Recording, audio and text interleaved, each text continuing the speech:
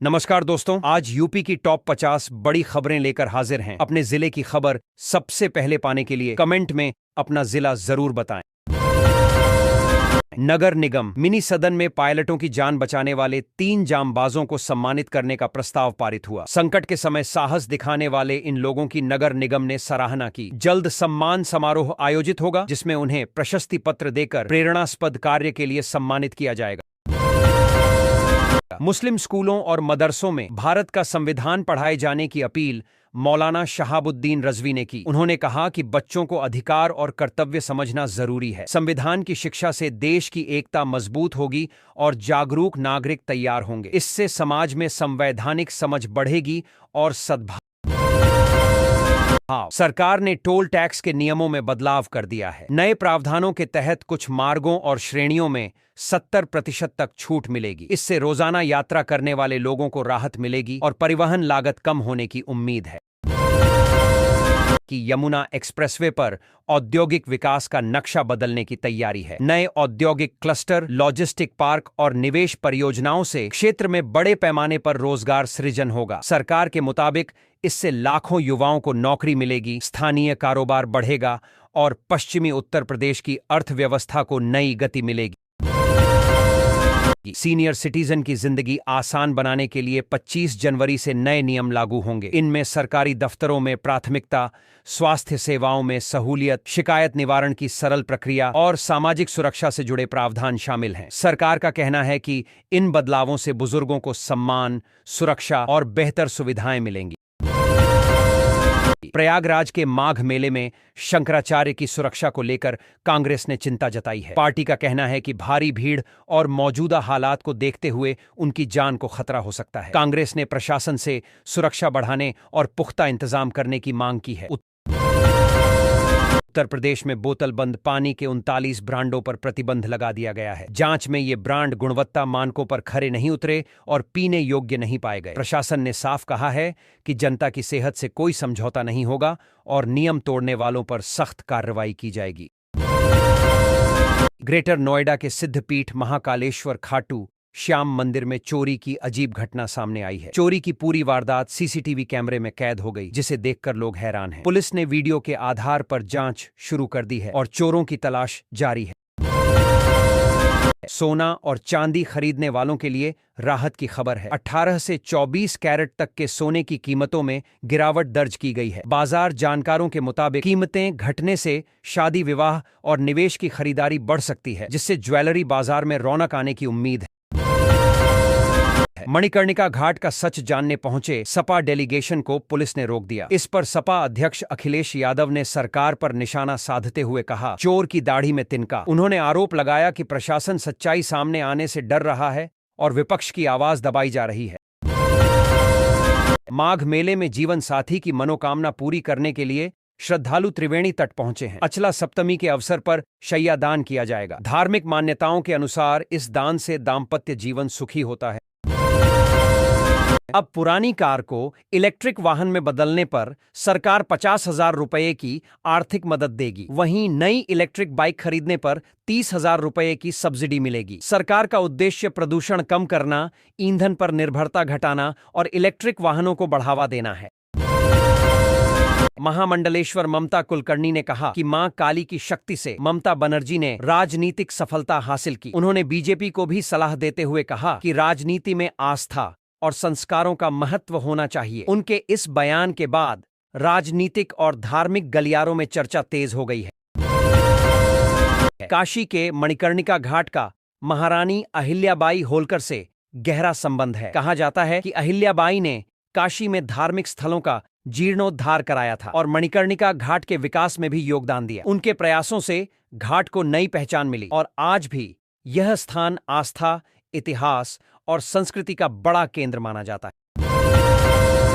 नसीमुद्दीन सिद्दीकी के कांग्रेस पार्टी छोड़ने से बुंदेलखंड और पश्चिमी उत्तर प्रदेश की सियासत पर असर पड़ सकता है। वे दोनों क्षेत्रों में प्रभावशाली मुस्लिम चेहरा रहे हैं। उनके जाने से कांग्रेस को संगठनात्मक नुकसान हो सकता है, जबकि दूसरी पार्टियां अपने सियासी समीकरण मजबूत करने की कोशिश में जुट सकती हैं। पद्म पुरस्कार 2026 की घोषणा कर दी गई है, जिसमें कला, साहित्य, विज्ञान, समाज सेवा और खेल जगत के कई दिग्गजों को सम्मान मिलेगा। इस सूची में देश भर से उन नायकों के नाम शामिल हैं जिन्होंने अपने क्षेत्र में असाधारण योगदान दिया है। सरकार ने कहा कि ये सम्मान प्रेरणा का स्रोत बनेंगे। यूपी में 26 जनवरी को मौसम में बदलाव देखने को मिल सकता है। लखनऊ और नोएडा में तेज धूप के साथ आंशिक बादल छाए रह सकते हैं। मौसम विभाग के अनुसार तापमान सामान्य रहेगा, हालांकि सुबह और रात में हल्की ठंड महसूस होगी। फिलहाल बारिश की कोई संभावना नहीं जताई गई है। धर्मांतरण मामले में दिल्ली से गिरफ्तार इमरान खान को पुलिस मिर्जापुर लेकर पहुंची है। आरोपी को कोर्ट में पेश किया जाएगा, जहां रिमांड की मांग हो सकती है। पुलिस का कहना है कि जांच के दौरान कई अहम सबूत मिले हैं और मामले में आगे और गिरफ्तारियां भी संभव हैं।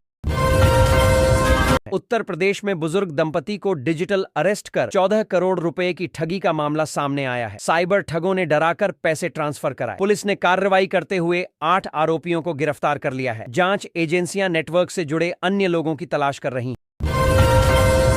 कानपुर में अवैध कब्जे के खिलाफ बड़ी कार्रवाई करते हुए प्रशासन ने 8 बीघा जमीन पर बुलडोजर चलाया है। करीब 60 करोड़ रुपए की सरकारी भूमि खाली कराई गई। अधिकारियों का कहना है कि यह कार्रवाई अतिक्रमण हटाने के अभियान का हिस्सा है और आगे भी ऐसे अभियान जारी रहेंगे। नोएडा टेकी युवराज मौत केस में पुलिस जांच आगे बढ़ी है। जहां घटना हुई उस जमीन के हिस्सेदारों के नाम सामने आए हैं। पुलिस सभी पहलुओं की जांच कर रही है, जिसमें जमीन विवाद और अन्य संभावित कारण शामिल हैं। अधिकारियों का कहना है कि जल्द मामले का खुलासा किया जाएगा। बिकरू कांड के 5 साल बाद विकास दुबे की पत्नी रचा दुबे ने बड़ा बयान दिया है। उन्होंने कहा कि विकास दुबे ने खुशी की शादी अमर से जबरन नहीं कराई थी। उनके इस बयान के बाद मामले को लेकर एक बार फिर चर्चाएं तेज हो गई हैं और पुराने सवाल उठने लगे हैं। साधारण परिवार से निकलकर राष्ट्रपति भवन तक पहुंचने वाली काव्या सिन्हा की कहानी युवाओं को प्रेरित कर रही है। कठिन परिस्थितियों में मेहनत और लगन से उन्होंने बड़ा मुकाम हासिल किया। उनकी सफलता यह संदेश देती है कि सपने बड़े हों और इरादे मजबूत तो हर मंजिल पाई जा सकती है। गाजियाबाद के एक फ्लैट में 6 लड़कियां ऑनलाइन स्ट्रिप चैट कर रही थीं कि अचानक दरवाजे पर दस्तक हुई। घटनास्थल पर पहुंची पुलिस ने फ्लैट में छापा मारा और मामला सामने आया। युवाओं और लड़कियों की पहचान कर ली गई है। पुलिस ने मामले की जांच शुरू कर दी है और वीडियो या डिजिटल सामग्री को भी जांच के लिए जब्त किया गया है। मथुरा में मुख्यमंत्री योगी आदित्यनाथ ने बीजेपी अध्यक्ष नितिन नबीन का स्वागत किया। समारोह में नितिन नबीन ने कहा कि अगले चुनाव में फिर यूपी में बीजेपी की सरकार बनेगी। उन्होंने पार्टी कार्यकर्ताओं और समर्थकों को एकजुट होकर मेहनत करने का आह्वान किया और यूपी में विकास के एजेंडे को जारी रखने का भरोसा दिलाया।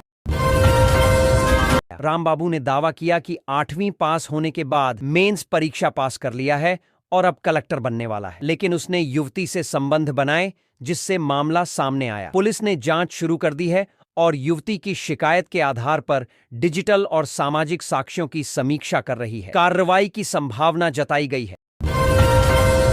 काशी के मणिकर्णिका घाट का महारानी अहिल्याबाई होलकर से गहरा संबंध है। इतिहासकारों के अनुसार अहिल्याबाई ने काशी के धार्मिक स्थलों का जीर्णोद्धार कराया और घाट के विकास में योगदान दिया। उनके प्रयासों से मणिकर्णिका घाट आज भी आस्था, संस्कृति और धार्मिक महत्व का केंद्र बना हुआ है। श्रद्धालु और इतिहासकार इसकी सराहना करते हैं। धर्मांतरण मामले में दिल्ली से गिरफ्तार इमरान खान को पुलिस मिर्जापुर लेकर पहुंची है। आरोपी को कोर्ट में पेश किया जाएगा। पुलिस का कहना है कि मामले में कई अहम सबूत हाथ लगे हैं। आगे आवश्यकता अनुसार और गिरफ्तारी की संभावना है। प्रशासन ने मामले की गंभीरता को देखते हुए सुरक्षा और कानूनी प्रक्रिया को सुनिश्चित किया है। शनि और शुक्र की स्थिति से बन रहा खास योग 3 राशियों के लिए सौभाग्य लेकर आया है। ज्योतिषियों के अनुसार इन राशियों की किस्मत चमकेगी और धन समृद्धि बरसेगी। व्यापार, नौकरी और निवेश के मामलों में यह समय फायदेमंद रहेगा। विशेषज्ञों ने लोगों से सलाह दी है कि अवसरों का लाभ उठाएं और आर्थिक योजनाओं में सतर्क रहें। बाराबंकी में बाबा पठान का अवैध साम्राज्य ध्वस्त कर दिया गया। डीएम के एक्शन से भूमाफिया में खौफ फैल गया। प्रशासन और पुलिस ने अवैध कब्जे हटाए और निर्माण तोड़ा। अधिकारियों का कहना है कि ऐसे कड़े कदम से कानून का राज मजबूत होगा। अब क्षेत्र में कोई भी अवैध कब्जा करने की हिम्मत नहीं करेगा। नोएडा में इंजीनियर की मौत मामले में फायर ब्रिगेड कर्मचारियों की जिम्मेदारी पर सवाल उठे। जांच में सामने आया कि कई कर्मचारियों को तैरना नहीं आता था। पुलिस और प्रशासन मामले की जांच कर रहे हैं। जिम्मेदार अधिकारियों और कर्मचारियों के खिलाफ कार्रवाई की तैयारी है। प्रशासन ने सुरक्षा नियमों को सख्ती से लागू करने का निर्देश दिया है। अविमुक्तेश्वरानंद विवाद के बीच चारों शंकराचार्य 19 साल बाद एक मंच पर आने की संभावना है। दिल्ली में इसका बड़ा आंदोलन होने वाला है। धार्मिक संगठनों ने इसे ऐतिहासिक पल बताया है। आशा जताई जा रही है कि चारों शंकराचार्य आपस में संवाद करेंगे और विवाद शांतिपूर्ण ढंग से हल होने की उम्मीद है। 26 जनवरी से पहले मुख्यमंत्री योगी आदित्यनाथ ने प्रदेशवासियों को पत्र लिखा। पत्र में मथुरा से संभल तक के हालात, विकास और सुरक्षा मुद्दों का जिक्र किया गया। सीएम ने जनता से सहयोग की अपील की और प्रदेश में शांति, विकास और लोकतंत्र के महत्व को बताया। साथ ही लोगों को उत्सव और सुरक्षा में सतर्क रहने की सलाह दी।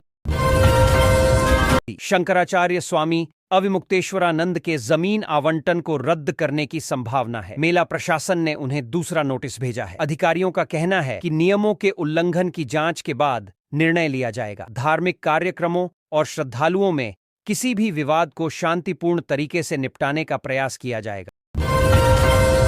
स्वामी अविमुक्तेश्वरानंद के मामले में मुख्यमंत्री योगी के पक्ष में अखाड़ा परिषद सामने आया। परिषद ने कहा कि विवादों के बावजूद मुख्यमंत्री के निर्णय और प्रशासनिक कदम सही हैं। उन्होंने संतों और समाज को शांति बनाए रखने का आह्वान किया। परिषद ने स्पष्ट किया कि किसी भी धार्मिक मामले में कानून और नियमों का पालन होना चाहिए। मथुरा पहुंचे बीजेपी के राष्ट्रीय अध्यक्ष नितिन नवीन का मुख्यमंत्री योगी आदित्यनाथ ने स्वागत किया। समारोह में दोनों नेताओं ने जनता से संवाद किया और आगामी राजनीतिक रणनीतियों पर चर्चा की। नितिन नवीन ने पार्टी कार्यकर्ताओं को आगामी चुनाव में मेहनत करने और संगठन को मजबूत करने का आह्वान किया। यूपी के 77वें स्थापना दिवस पर मुख्यमंत्री योगी आदित्यनाथ ने प्रदेशवासियों को बधाई एवं शुभकामनाएं दी। उन्होंने कहा कि उत्तर प्रदेश ने विकास, शिक्षा और सामाजिक कल्याण में महत्वपूर्ण कदम उठाए हैं। सीएम ने सभी विभागों को जनता की सेवा और प्रदेश के विकास में लगातार योगदान देने के लिए प्रेरित किया। उत्तर प्रदेश दिवस पर केंद्रीय गृह मंत्री और मुख्यमंत्री योगी आदित्यनाथ ने एक जनपद एक व्यंजन ओडियोसी योजना का शुभारंभ किया। योजना का उद्देश्य प्रदेश की सांस्कृतिक और व्यंजन विविधता को बढ़ावा देना है। इससे पर्यटन और स्थानीय कारोबार को भी लाभ मिलेगा। कार्यक्रम में प्रदेश भर के अधिकारी और नागरिक मौजूद थे। उत्तर प्रदेश की आबकारी नीति को राष्ट्रीय स्तर पर मॉडल माना जा रहा है। अन्य राज्यों ने यूपी की नीति अपनाने की दिशा में कदम बढ़ाए हैं। नीति ने राज्य के खजाने को भरने में अहम भूमिका निभाई और शराब तथा मदिरा नियंत्रण में पारदर्शिता और नियमों का पालन सुनिश्चित किया। त्रिवेणी के तट पर माघ मेले का बसंत पंचमी स्नान पर्व सकुशल संपन्न हुआ। इस दौरान 3.56 करोड़ श्रद्धालुओं ने पुण्य की डुबकी लगाई, जिससे दशकों का रिकॉर्ड टूट गया। प्रशासन और पुलिस ने सुरक्षा और व्यवस्था बनाए रखी। श्रद्धालुओं ने आस्था और धर्म के अनुसार स्नान किया और पर्व सफल रहा।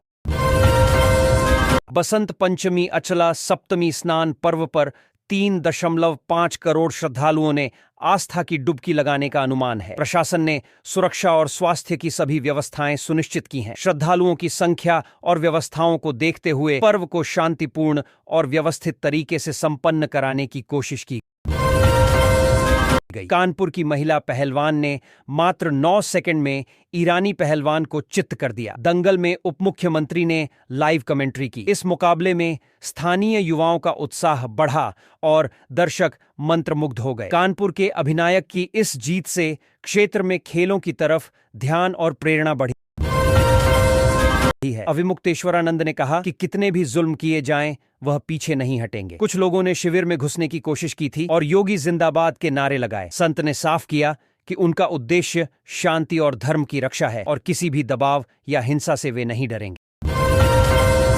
विकास दुबे के एनकाउंटर के बाद उनकी पत्नी ऋचा दुबे ने पहला इंटरव्यू दिया। ऋचा ने कहा कि उनके पति ने जीवन में 3 शादियां की। उन्होंने मीडिया से कहा कि उनके नाम के आगे तिवारी और ठाकुर जैसी जाति सूचक उपसर्ग लिखें। ऋचा ने अपनी बातों में पति के व्यक्तित्व और परिवार की स्थिति का खुलासा किया। किया। गणतंत्र दिवस के मौके पर मौलाना शहाबुद्दीन रज़वी ने अपील की कि हर मदरसे में भारत का संविधान पढ़ाया जाए। उन्होंने कहा कि बच्चों को अपने अधिकार और कर्तव्य समझना जरूरी है। मौलाना ने शिक्षा को लोकतंत्र और सामाजिक जागरूकता का आधार बताया और सरकार से अनुरोध किया कि संविधान शिक्षा सभी धार्मिक संस्थानों में अनिवार्य हो।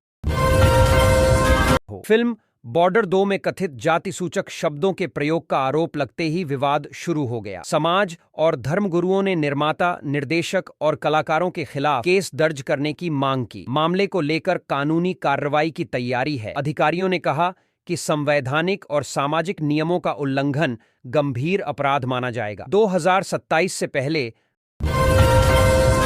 भाजपा, सपा और कांग्रेस में राजनीतिक लड़ाई तेज हो गई है। तीनों पार्टियों में आपसी खींचतान और संगठनात्मक दरार देखी जा रही है। सियासी जानकारों का कहना है कि चुनाव से पहले भीतरू संघर्ष राजनीतिक रणनीतियों को प्रभावित कर सकता है और सभी पार्टियों को अपने संगठनात्मक ढांचे को मजबूत करना जरूरी है।